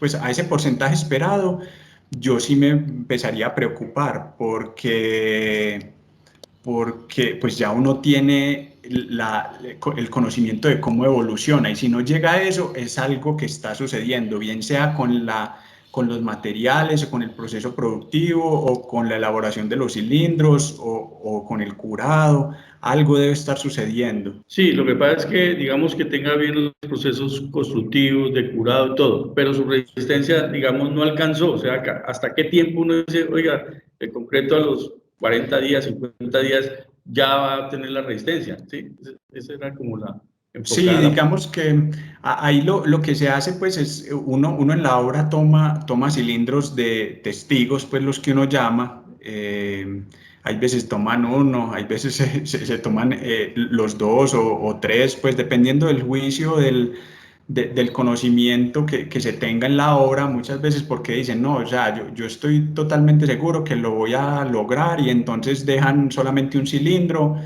y resulta que las resistencias están pues muy por encima, entonces no le sucede ese tipo de cosas. Pero si a uno no le da los 7 días y evalúa los 28 días y no le da, ya digamos que hay que empezar a revisar es, por ejemplo, yo puedo esperar más días, o sea, primero revisar si puede llegar a la resistencia para la que fue diseñado, o puede cumplir, digamos, con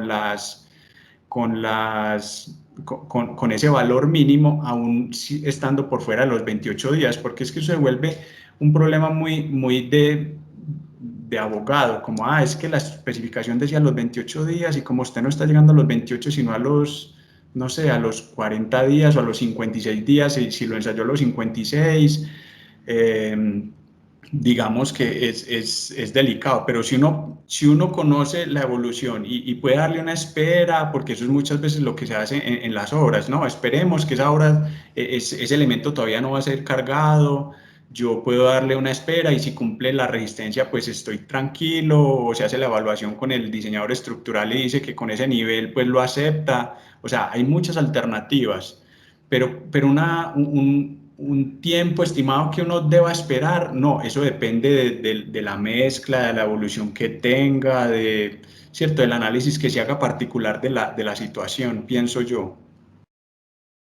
Okay. Hay veces se ha esperado, pues, hay gente que no espera los 56 días, que es lo que normalmente esperan.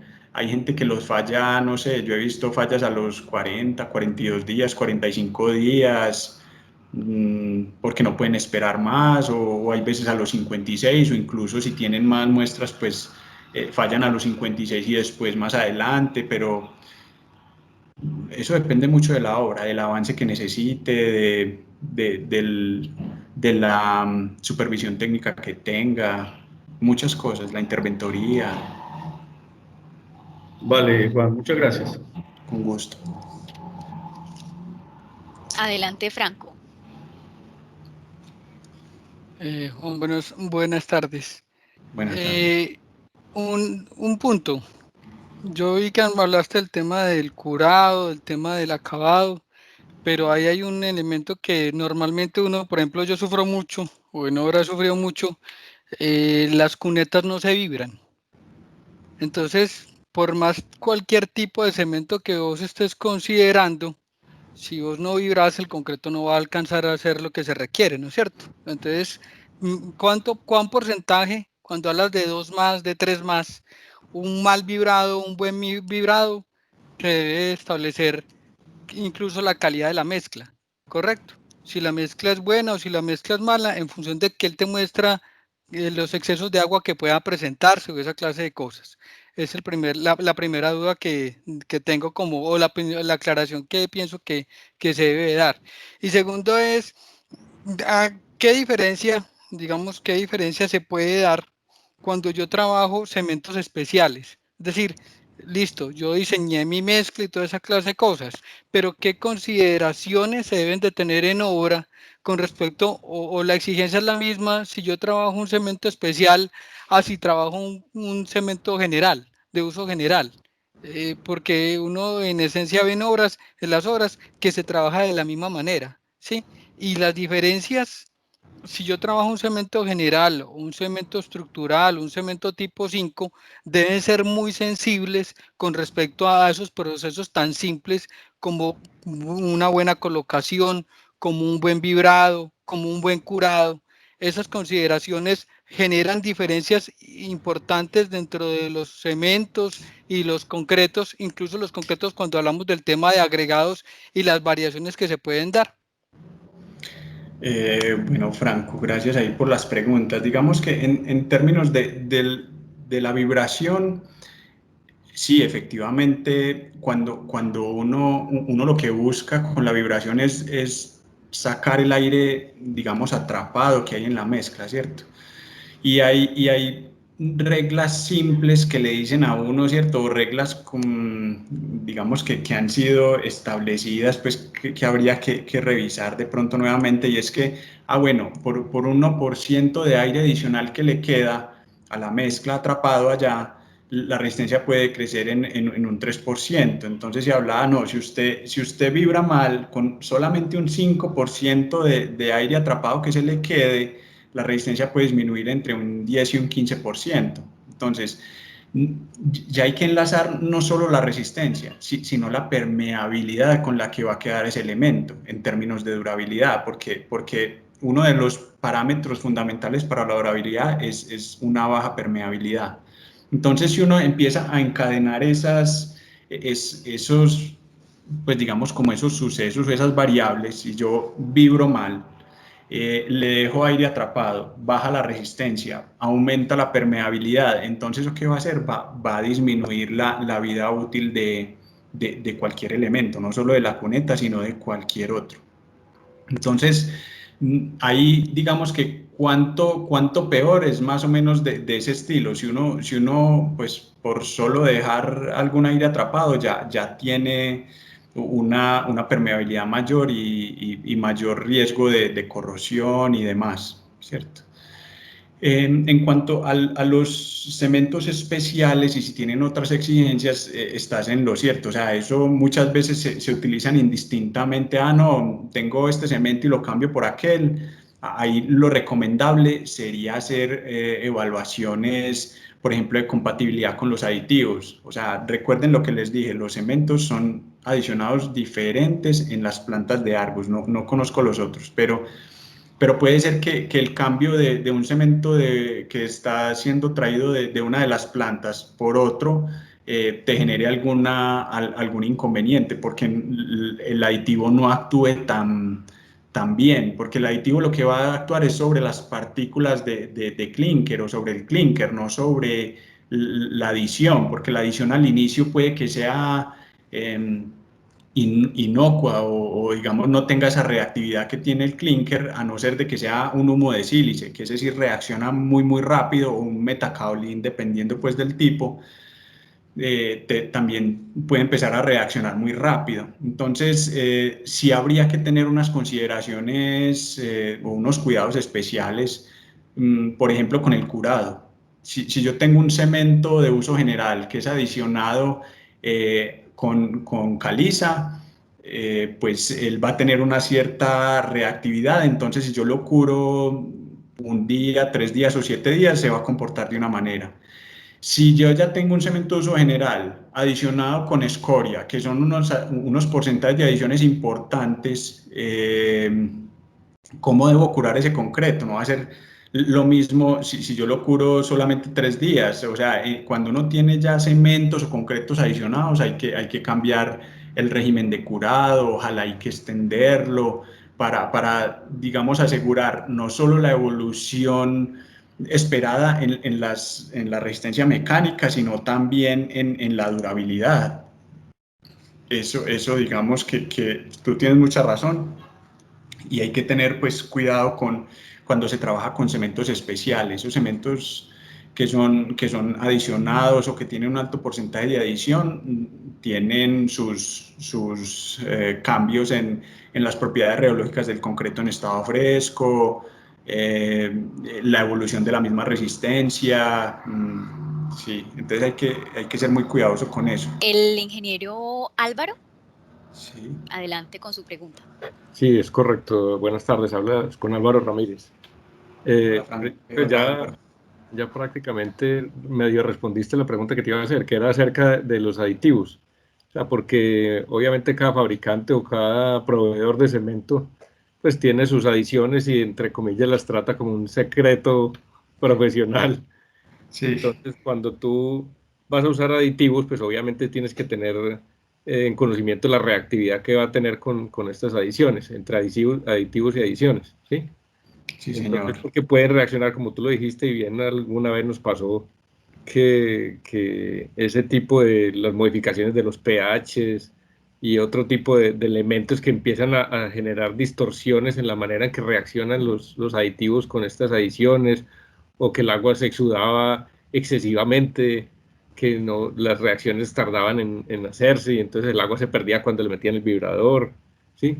Ese tipo de cosas que uno normalmente no tiene en cuenta y digo, ¿pero qué está pasando? Y resulta que era que los cementos venían adicionados, ¿sí? Pues y entonces es muy, muy importante conocer la química de todas las cosas o como vos decías ahorita, que las adiciones normalmente tienden a ser inocuas originalmente, salvo que sean un metacaolino o un humo de sílice, ¿sí?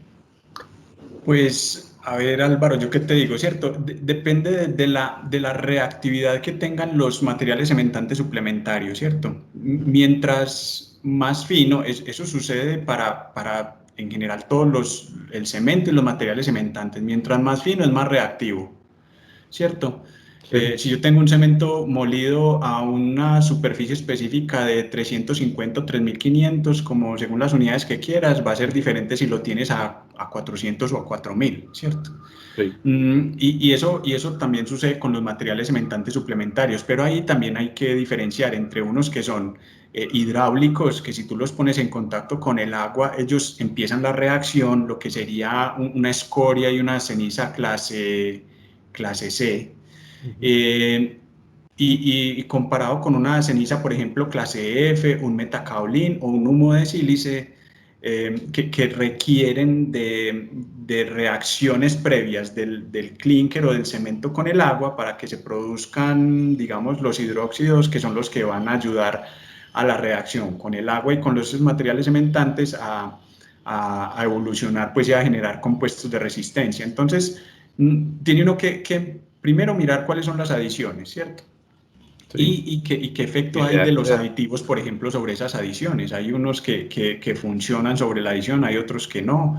Y no es que uno se tenga que saber la química, pues yo te digo la verdad, yo no soy experto en química, tampoco me la sé todas, lo que sé es porque he ido ahí medio leyendo y estudiando, pues sí, algunos términos aprende uno, pero que si tú me preguntas si va a tener una reacción favorable o adversa, no lo sabría. Lo que uno normalmente hace es, venga, hagamos unas pruebas a ver si eso sí es compatible o si me está afectando, pues por lo menos en laboratorio con una mezcla de prueba, no sé, de 30 litros antes de irse a una prueba industrial y verificar si los fraguados están bien, si la evolución de resistencias está bien, si la exudación, porque eso es otra de las cosas que tú dices.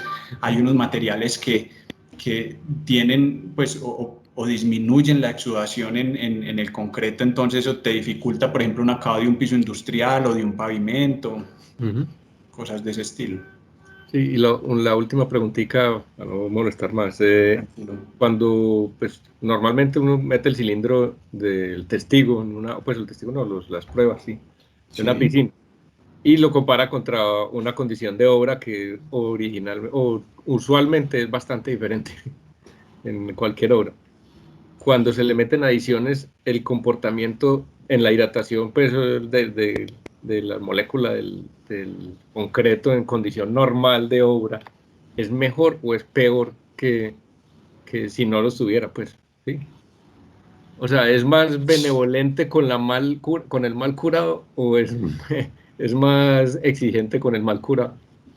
Te cobra más el mal curado, porque, Claro. porque como esos materiales en general, pues necesitan, a ver, por ejemplo, si fuera un cemento solamente adicionado con caliza, ni va ni viene, porque la caliza es un material llenante y no un material cementante. Sí. Pero si ya estamos hablando de una escoria o de una ceniza, por ejemplo, en el concreto, ahí sí te las va a cobrar, digamos, con creces, porque si no curas, no se generan los compuestos necesarios para que esa ceniza siga reaccionando, porque ella va a necesitar... La segunda cristalización, ok. Pues, o sea, sí. Sino que, a ver, ella coge, tú sabes que se produce, digamos ya en términos pues un poco más técnicos, es el silicato de calcio hidratado, que es el que aporta la resistencia, y el hidróxido de calcio, que es el que le da la basicidad, digamos así, al concreto. Entonces él necesita ese hidróxido de calcio, las pusolanas, para que en presencia de agua puedan reaccionar. Entonces, si tú no adicionas la suficiente agua o no hay la suficiente cantidad para que una vez se produzca el hidróxido de calcio, se mezcle con la puzolana y haya el agua requerida, no se forman compuestos de silicato de calcio hidratado como para incrementar la resistencia. Entonces te las va a cobrar mucho más. Si no curas, no se utiliza como todo el potencial del material cementante suplementario. Entonces sí hay que tener más cuidado, así como lo que, pues enlazándolo con la pregunta de Franco y del cuidado que hay que tener, ¿cierto? Que hay que curar un poquito más, ser un poquito más juiciosos con esa parte para poder obtener todo ese potencial de esos materiales cementantes suplementarios. Entonces, tiene uno que pues, ser consciente de cuál es el cemento, cuáles son sus adiciones. Puede que no las conozca al detalle, ve, eso tiene el 10% de caliza, no, el 7%, no, el 20% de escoria. Pues uno no tiene que llegar a ese nivel, pero sí como que le dé a uno ideas de lo que hay allá adentro, a ver uno cómo en obra pues debe modificar un poquito las actividades pues o para obtener el mejor provecho pues de esos cementos y el concreto. Adelante, ingeniero Franco. Sí, Juan, una pregunta, queda como en el aire la duda. Uno entendería entonces que yo tengo cemento general de Argos de diferentes calidades, cemento tipo 3 de diferentes calidades dependiendo de donde yo esté. Entonces, en función de donde yo esté, y entiéndamelo bien, doctor, pero usted se me acabó el cemento. Entonces, al proveedor mío ya no me manda de allá de la costa, sino que me lo trae de Antioquia. Y usted me está vendiendo el cemento tipo 3. Entonces, yo entiendo que es cemento tipo 3. Si está adicionado con pepito, con menganito, yo no lo sé. Usted me está vendiendo cemento tipo 3. Entonces, queda la duda ahí porque sí queda abierto como, venga, pues porque yo entiendo una cosa distinta es que estoy utilizando cemento tipo 3 de Argos y me dé por utilizar cemento tipo 3 de otra marca, de otro proveedor. Estamos de acuerdo, son diseños distintos y ahí me cambia totalmente la historia. Pero en el caso interno de cada una de las industrias, porque las industrias están a nivel del país y tienen diferentes canteras, diferentes plantas, ahí en ese caso también hay diferencias tan notorias que uno tiene que tener ese tipo de consideraciones. Pues esa es una muy buena pregunta y digamos que por eso existe la ficha técnica. Entonces no es que tú vayas a recibir un producto que sea totalmente distinto en desempeño. O sea, si te llega de Cartagena o de Río Claro, de Sogamoso o de Jumbo, de donde sea, de Tolú, tú vas a recibir un cemento que cumple con la alta resistencia temprana o que te cumple con la resistencia de uso general a 28 días y con los demás requisitos que se establecen en la ficha técnica. O sea, independientemente de la planta de donde salgan, van a cumplir con la ficha técnica. Lo que a mí sí me parece importante es que debe haber como cierta claridad y perspicacia de los que están utilizando el cemento de que ve, si hay algún cambio, pues puede deberse a que me lo estás suministrando posiblemente de otra planta o decirle de antemano, ve, si me lo vas a suministrar de otra planta, pues yo preferiría que me dijeras. ¿Por qué? Porque puede que eso me impacte un poco la mezcla en términos de tiempo de fraguado o en términos, porque bien sabemos que la ficha técnica tiene un tiempo de fraguado, pero eso es amplio, ¿cierto? Entre tantos y tantos minutos el fraguado inicial y tantas horas el fraguado final. Pero hay construcciones muy sensibles, por ejemplo, un edificio de viviendas de muros de concreto, pues es bastante sensible a un cambio, por ejemplo, de un tipo de cementos de esos, aunque sea de la misma compañía, si viene de otra planta, puede que se comporte un poco diferente. Entonces, como estar al tanto de lo que pueda llegar a suceder, ¿cierto? Y que uno tenga claridad de que, aunque cumplen la misma ficha técnica y tienen los parámetros pues allí establecidos, si son de diferente composición, porque yo te aseguro que los cementos que son molidos en Cartagena puede que tengan mayores finuras que los de otras plantas, porque allá hay un molino vertical, porque en Río Claro, por ejemplo, son molinos de bolas horizontales, hasta donde yo sabía, ¿cierto? Entonces, esas finuras son diferentes y eso te puede impactar un poquito el desempeño. Aunque va a cumplir con la resistencia, por ejemplo, un cemento de alta resistencia temprana, listo. Fijémonos en ese. Si es de un Río Claro, tú estás acostumbrado a una resistencia. ¿Por qué? Porque tiene una finura y no sé qué, una composición química. Si lo recibes de Cartagena, él te va a cumplir con la ficha técnica, pero puede que sea un poquito más reactivo porque es más fino.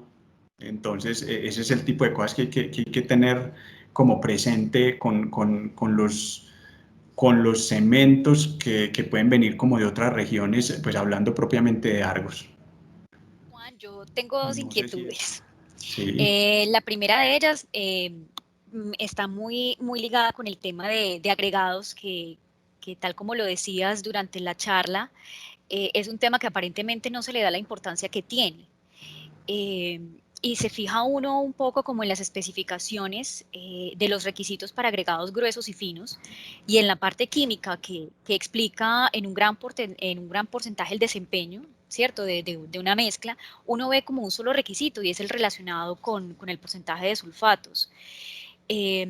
Pues a la luz de todo lo que comentaste con relación a los agregados, la parte de las arenas y en esa que decías un poco de que no se encontraba como claramente la palabra, aunque uno en inglés podría parecer un poco más sencillo, pero el de coarseness, pero entonces que como a la luz de lo que has leído, de lo que has investigado y de las experiencias que has tenido también en Argos, ¿cuáles requisitos adicionales crees que se deberían contemplar dentro de las especificaciones, por ejemplo, un poco también para tener más en cuenta el tema de desempeño de agregados que se deberían incluir o que uno debería evaluar más? Probablemente porque uno está más relacionado quizás con las características físicas de los agregados, ¿cierto? Que una granulometría, que un límite, que desgaste por máquina de Los Ángeles, que sanidad, pero probablemente la parte química, que ahí hay una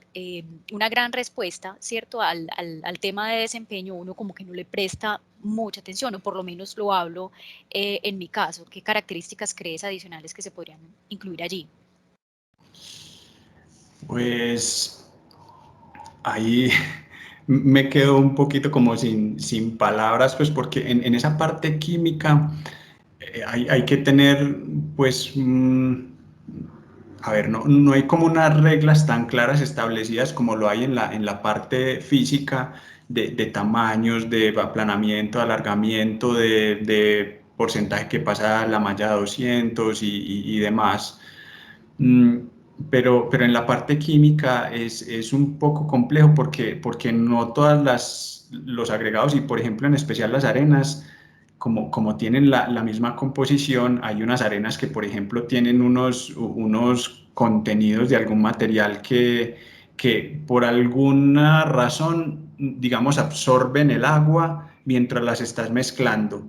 Y estás haciendo tu trabajo, digamos, inicial y posteriormente, después de haberlas mezclado, no sé, algunos minutos, pues, o media hora o cosas de ese estilo, empiezan a soltar el agua por la estructura química, ¿cierto? Yo de eso sí conozco relativamente poco, pero conozco casos en los que pasa eso, que las arenas por su composición química dan problema con la cantidad de agua o la demanda de agua, pues como se dice en la mezcla, y que a veces lo que se hace es restringirlos en la participación de los agregados. Entonces, no, esa mezcla, esa arena se utiliza solamente en porcentajes menores de tanto por ciento, o sea, hay que mezclarla con otra arena que no tenga ese inconveniente.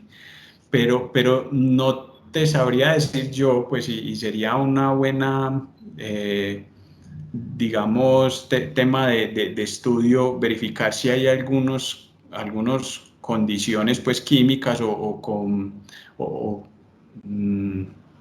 digamos, configuraciones químicas de las arenas que se deban especificar y evite las arenas que tengan estos tipos de componentes o cosas del estilo, pues ahí yo voy a buscar y lo que encuentre, pues seguramente se los paso, pues, pero es una buena pregunta, pues no tengo así la respuesta, pues, en la punta de la lengua para dártela.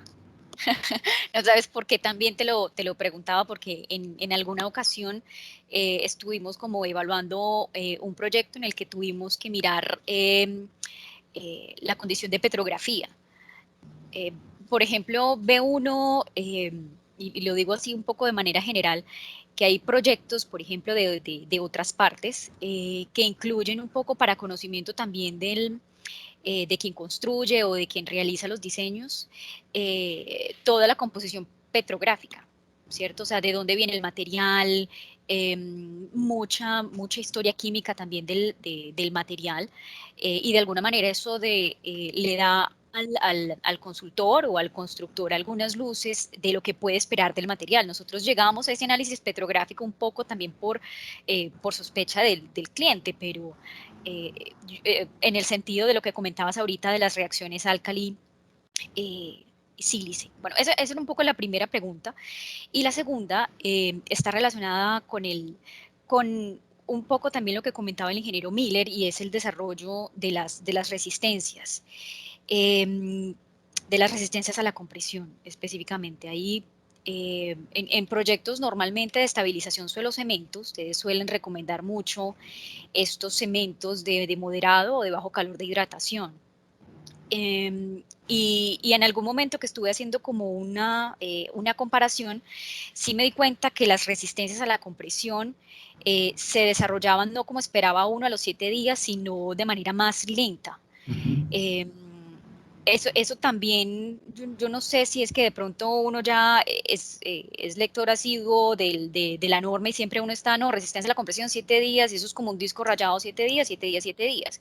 Entonces, bueno, ni siquiera es una pregunta sin más, es como un comentario también, ¿cierto? Que uno, probablemente todo el tema de los requisitos de resistencia a la compresión de estas estructuras de suelo, cemento y todo, no sé qué opinas, que cuando se trabaje con estos cementos especiales sugeridos, se haga una valoración distinta del periodo de resistencia a la compresión, ¿o qué crees?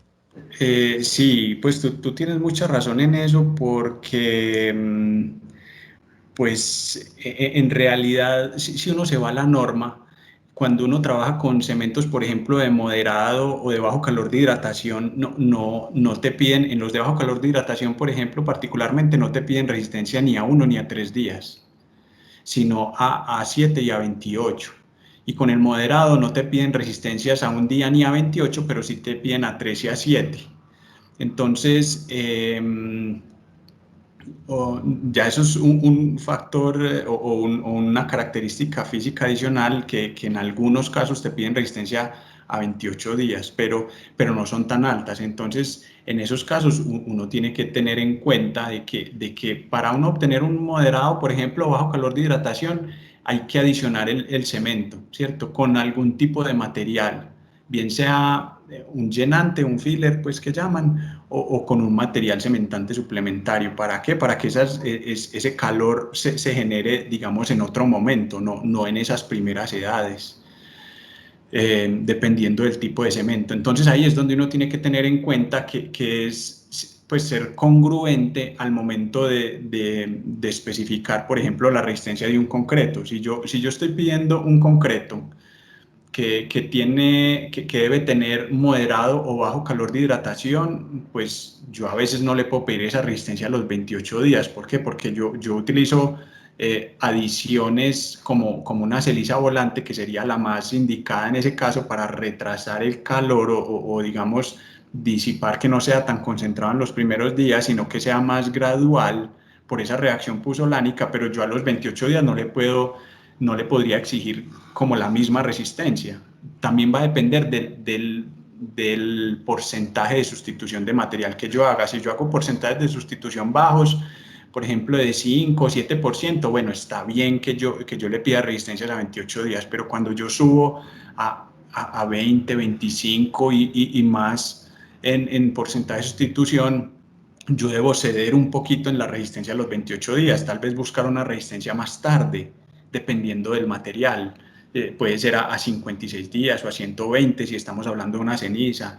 La escoria reacciona, digamos, no tan lento, entonces se le puede pedir una resistencia a 56 días, pero sí es lo que tú dices, o sea, hay que ser consecuentes. Dependiendo de lo que uno especifique con el cemento, pues también que haya una congruencia con el concreto y su desarrollo de resistencias.